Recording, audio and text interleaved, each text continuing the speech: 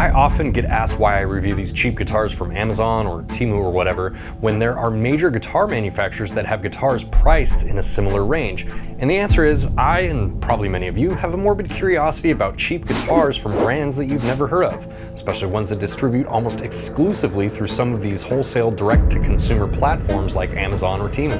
But it's a valid point. If I want to be truly objective, shouldn't I throw some big brand name guitars in the mix? That's what we are going to do today. Today I am looking at a Jackson JS11 guitar that during the making of this video comes in at $159.99 US. I also tried to buy a quote-unquote mint JS11 on Reverb for the sake of this video, but that ended in disaster, as you will see here soon. Now, while it's technically not the cheapest out of the guitars that I've looked at in this series, it does have the Jackson name attached to it. And they wouldn't put their name on something that sucked, right?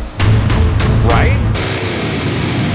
What's up everyone, welcome to the channel. I want to explore the Jackson JS11, the cheapest full-size guitar that they offer. And yes, you heard that correctly, they do have one guitar that is less expensive, but it's a 2/3 scale guitar, so we're gonna skip over that one. Now, in full disclosure, Jackson did not sponsor this video. I bought this guitar with my own money, but today's video does have a sponsor, and that sponsor is Sweetwater, who were kind enough to send over this MXR pedal for me to use in this video. The MXR 5150 Overdrive is an overdrive pedal. I don't think I need to say it's an overdrive pedal. It says it in the name.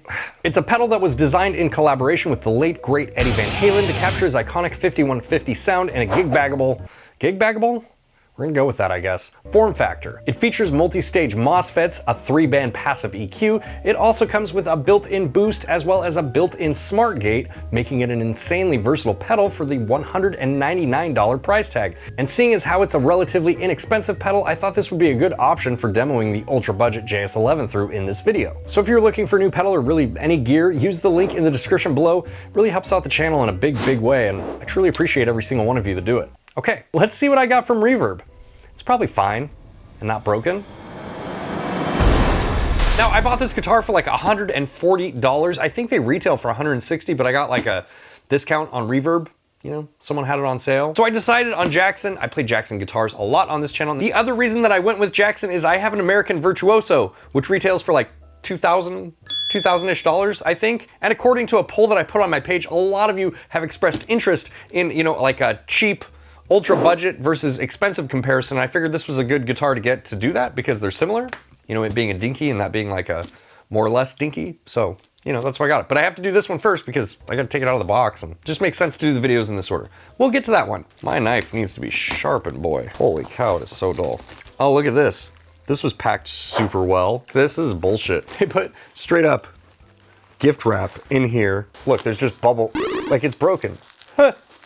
It's straight up broken. Pay the extra money and buy a guitar from one of the big box retailers because, yeah, dude, this thing's fucking broken.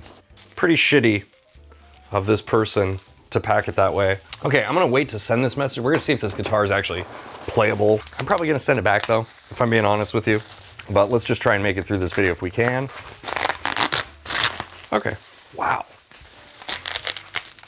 Let's just, clearly not in tune, that's okay. Oh look, my clip-on tuner's not staying on the headstock because it's chipped. Just kidding.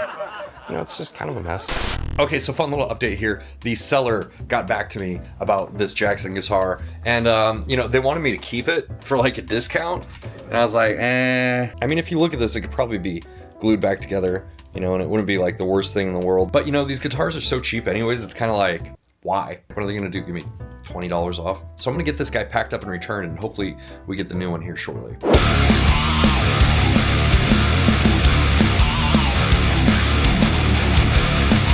Okay, so now my least favorite part of any gear return process. I actually have to go drop this off at FedEx. There's no FedEx close to my house either. It's like a trek to get there, so we're gonna do that.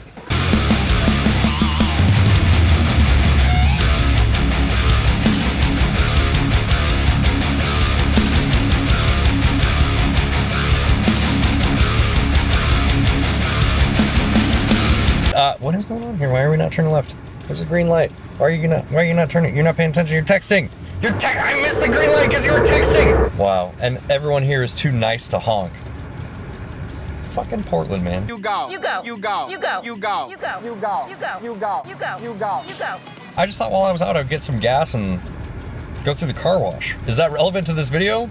Probably not, but it's my video, so you're gonna go with me through the car wash.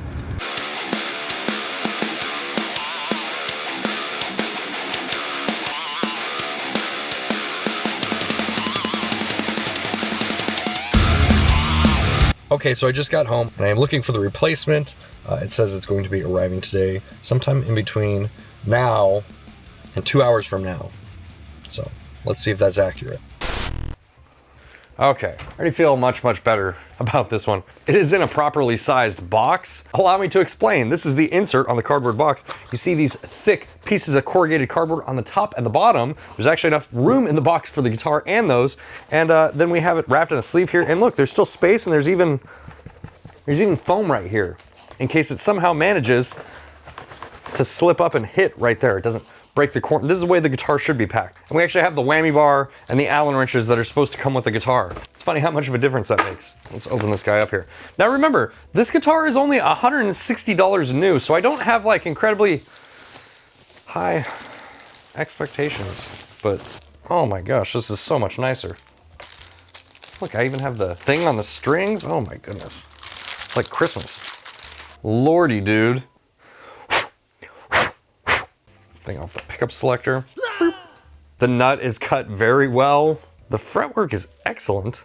The fretwork is just as good as any other guitar. I'm actually really stunned at how good the fretwork is on this guitar. Look at this thing, man. Look at this blue finish. It's beautiful. The neck profile is very comfortable. The Jackson JS11 Dinky features a poplar body and an amaranth fretboard. This particular one is metallic blue, but it also comes in gloss black, metallic red, and snow white. The neck is a one-piece bolt-on maple neck with graphite reinforcement and a scarf joint. Scale length is 25.5 inches. The fingerboard radius is 12 inches. There are 22 jumbo frets. The nut material is made out of black plastic. I don't know what kind of black plastic, it's just listed as black plastic. We have white pearloid dot inlays, a dual action truss rod. For the pickups, we have two Jackson branded high output humbuckers, a volume control, a tone control, and a 3-position blade toggle switch. It has Jackson sealed die-cast tuners, a 2-point Fulcrum tremolo, and like I mentioned earlier, this guitar comes in with a retail price of $159.99 US. Now, I'm not a huge fan of these Jackson pickups, at least I wasn't in my 𝗦𝗘𝗏, but for $160, do I think they're gonna work? They're probably gonna work. We will test them out here in a second. I'm gonna set this up in C standard, and that way you can get a little bit of variety. It's the spice of life.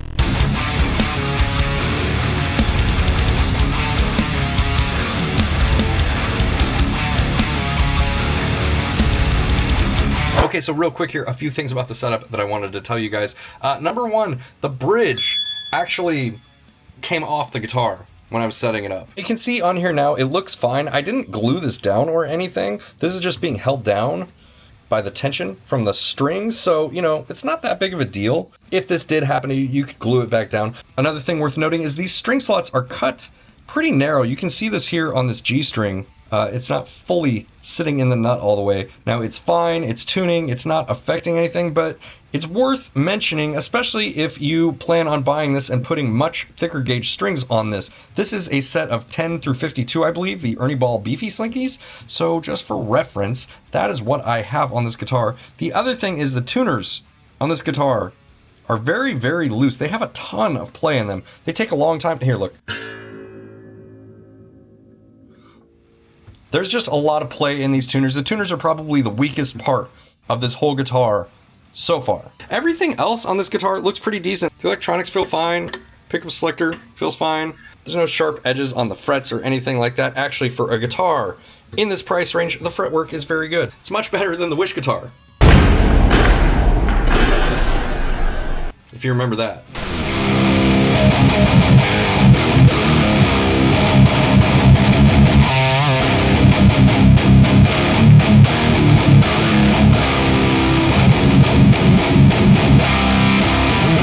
What's up, everybody? We have this Jackson JS11 plugged into this MXR EVH pedal from today's sponsor, Sweetwater. We're running that directly into the power in on this Boss Katana 100-watt head. So the Boss Katana is not in the signal chain. I'm just using the power from it. It is a solid state power amp, meaning that the tones that you are hearing are directly from the MXR EVH pedal. This is powering this Mesa 4x12 cabinet, mic'd up with an 𝗦𝗏𝗏𝗏𝗏 Electronics Voodoo Ribbon 1 microphone. This is what it sounds like.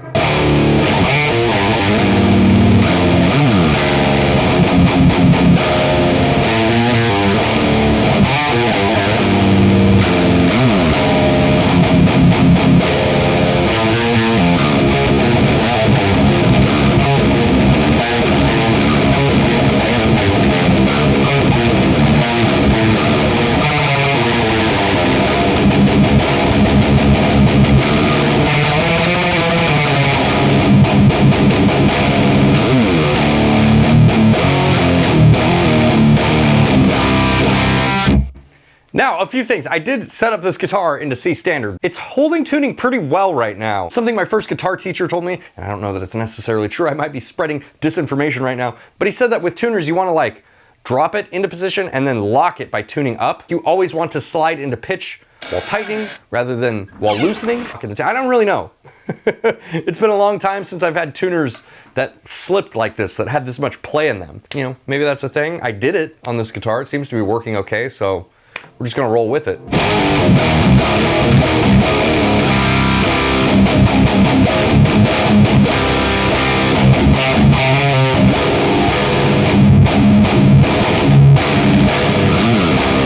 Woo! Now the guitar itself plays really nice. It is not all rainbows and kittens. I will get into my gripes here later on. But I would say that like the neck profile is very similar to my other Jackson guitars.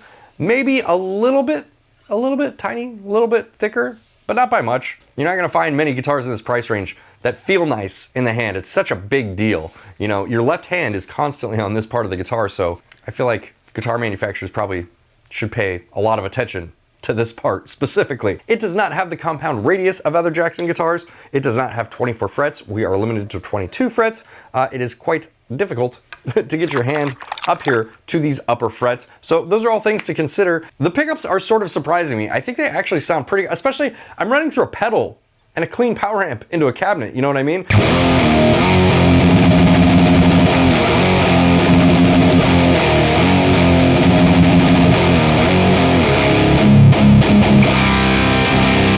Go to the neck pickup.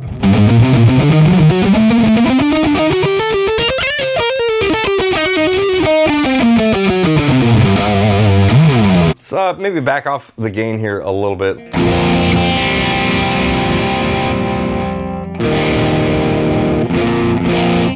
It's the bridge.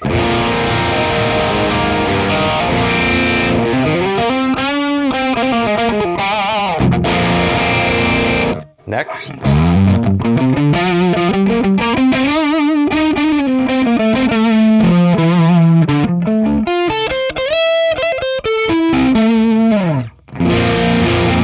Both.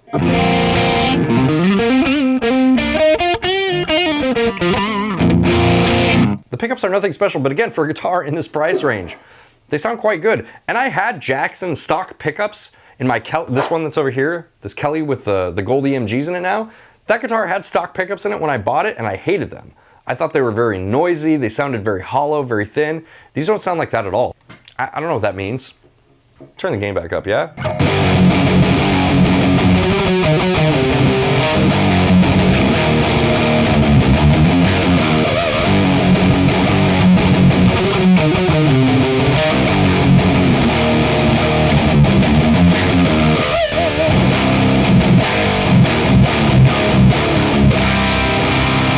Let's plug in a much more expensive guitar. This guitar is over 10 times more, my math is terrible, 12 times?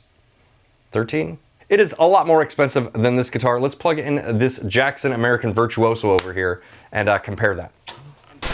Okay, this is a Jackson American Virtuoso, and other than being branded Jackson, it doesn't really have much in common with that guitar. It is a bolt-on guitar. It has an ebony fretboard. It has a 5-piece maple neck. It has a slightly different profile, but again, going back and forth from these guitars, that guitar is very good for the price. The profile on this guitar is better, but it's not by a huge margin. We do have a compound radius on this neck, meaning it is rounder down here and flatter up here. We have 24 frets. This is loaded with Seymour Duncan pickups. It has a Seymour Duncan JB in the bridge and a something else in the neck, mahogany body. You know, it's just a lot of different specs. Let's hear what this sounds like through the same rig with the same settings.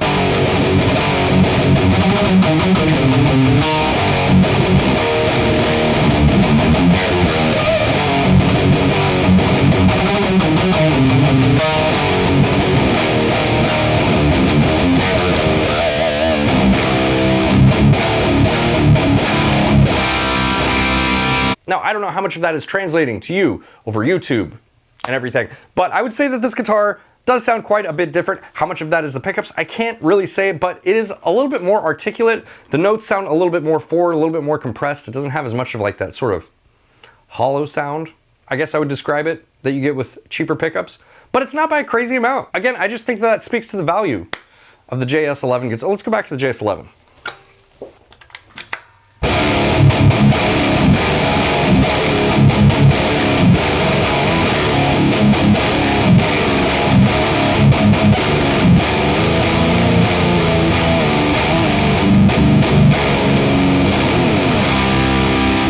tune down to the Devil's tuning, and I'll show you what I'm talking about with the tuners.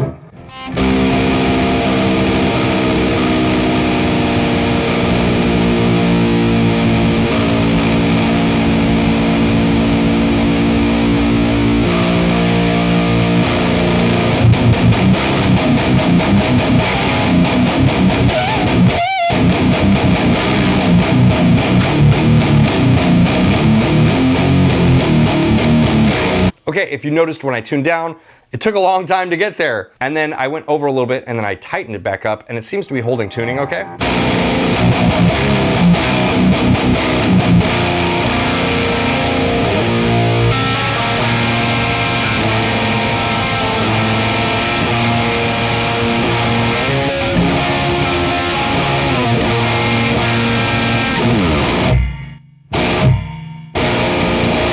I wish there was a hardtail on this guitar. I actually had this discussion with my friend the other day. I think it's weird when they put these like Strat style bridges on budget entry-level guitars. Like, who's dive bombing on these things, you know? Who's using the whammy? No one. Just put a hardtail bridge on this, because the thing that we get when we have these Strat style bridges, most people do not use the whammy bars, but you end up with the negative side effects of a tremolo system, which is spring noise.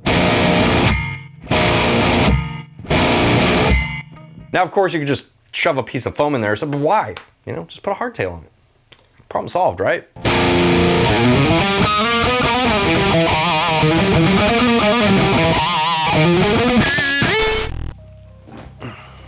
So my final thoughts here on the Jackson JS11 guitar. This is a guitar I would highly recommend, especially to a beginner. The reasons: the build quality is very exceptional for a guitar in this price range. I've tested a lot of guitars in this price range and they typically do not check all my boxes, but this one does. This is a guitar that is very comfortable to play. It stays in tune. There are some choices that I would probably not make for a beginner guitar, like I talked about with like the Strat style bridge here. The electronics are decent. Again, not my favorite, but they are pretty decent. The paint is awesome.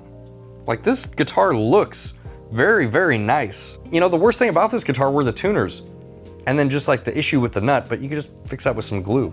I don't think there's anything here that I would be worried about, especially a beginner. I would have problems recommending the majority of guitars that I check out in this series. Most of it is for entertainment value, but in this case, this one gets a strong seal of approval from me, and I'm not surprised. Jackson makes really good stuff. People are always telling me in the comments of these videos, why would you even bother checking out a guitar from Temu or Amazon or whatever, when companies like Jackson, Ibanez, Schecter, so on and so forth, all have budget level entry guitars that smoke all those guitars.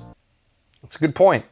It's actually why I made this video. All right, hopefully you guys enjoyed this video. If you did, make sure to hit the like button so that YouTube knows. If you really like what I do here on this channel, consider subscribing, or better yet, joining us on Patreon, where you get early access to videos just like this one. And I'll see you in the next one. Bye, guys.